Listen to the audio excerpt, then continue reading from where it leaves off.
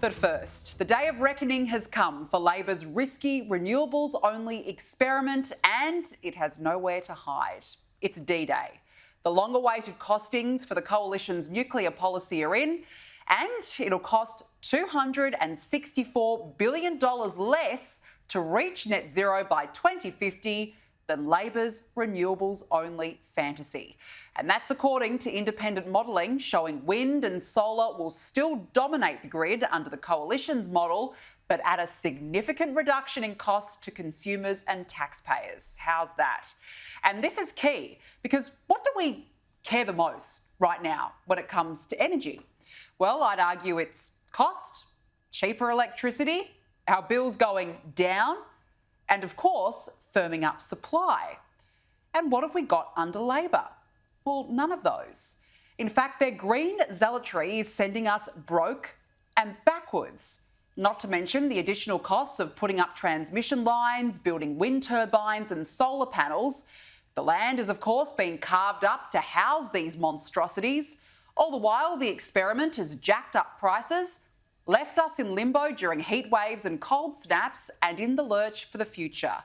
We simply can't keep living in a part-time power utopia.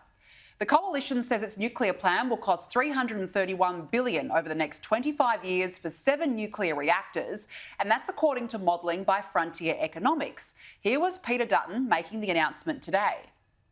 This is a plan which will underpin the economic success of our country for the next century. This will make electricity reliable, it'll make it more consistent, it'll make it cheaper. Nearly 25,000 businesses have gone insolvent since Labor came to office. And a big part of that is the cost of energy, which is why our single priority here is all about getting costs down. And let's do the math. Over 25 years, it'll cost $331 billion under the Coalition. And if you compare that to Labor's renewables-only fantasy, the only country in the world, of course, forging ahead with this risky initiative, it will cost $595 billion in the same time frame. Now, given Labor is yet to dispute that figure, I think it's safe to say it's accurate. So the Coalition's cost is cheaper. By 2050, the Coalition will have in the grid 50% wind and solar, 38% nuclear and 13% gas and other, making its share of nuclear power in the top 10 in the world. Is it ambitious? Yes. The Coalition, though, is very confident it's doable by 2050. It's not a pricing analysis, but as Frontier Economics makes it very clear in the report, that prices ultimately reflect costs over time, and therefore the 44% difference in the cost between Labor's approach and the Coalition's approach, it is fair to assume that it would be comparable when it comes to price differential over that period of time. And 44% is massive. Now, the figures will be analysed over coming days and months, but as a consumer like you at home, all I care about is whether my power bills are going to be cheaper and when. And clearly, the narrow-minded path we are on with Labor is sending us in the opposite direction. We do need a proper energy source for the future, and that is nuclear. Not one country in the world has been able to meet demand for energy based on solar and wind only. It's a proven energy resource in powerhouses like the US and UK, yet Labor doesn't seem to think Australia is up there. And of course, we're still waiting on that $275 in energy relief. You know, this one? Reducing power prices by $275. By 2025, $275 a year. $275 a year. We'll get power prices down by $275 a year. And the frustrating part is we are about to have a childish debate over the future of energy in this country. Chris Bowen went on some bizarre, arrogant rant today, and instead of a mature conversation, he made it all about Peter Dutton. Peter Dutton is a huge risk to Australia's energy system and a huge risk to Australia. He is a reckless leader who is a risk to Australia.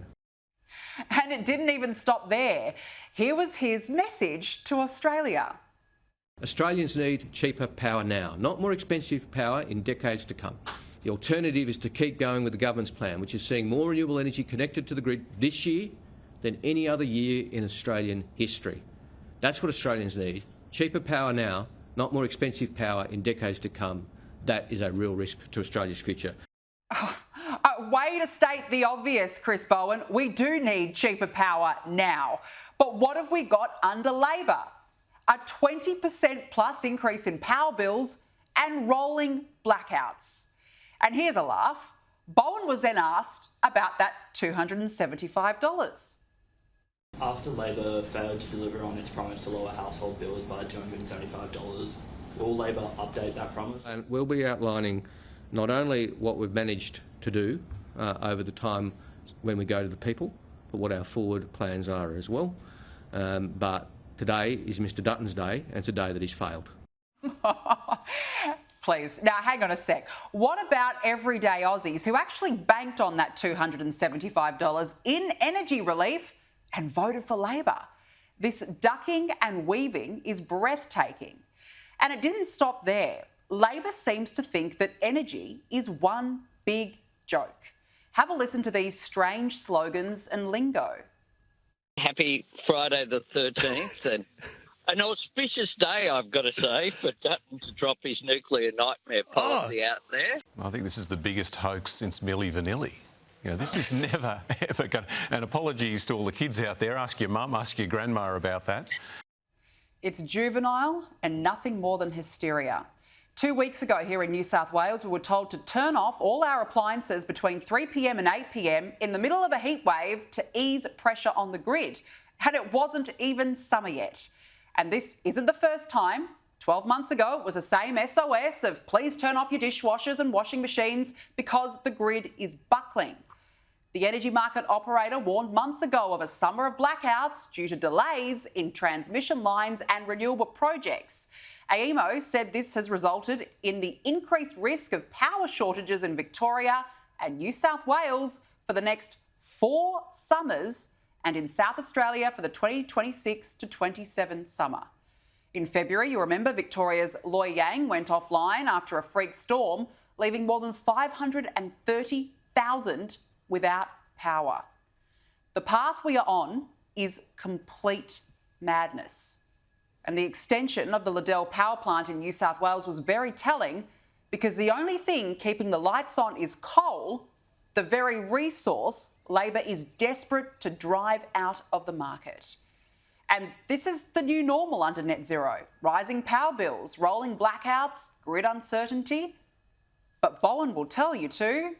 Now, the alternative is to stick with the plan, to get to 82% renewables, to stick with the plan for the cheapest form of energy, which is renewables, to stick with the plan which has seen renewable energy up by 25% since we came to office. Stick with the plan, stick with the plan, stick with the plan. God help us. It's a plan running on a women to prayer. All the warnings are there.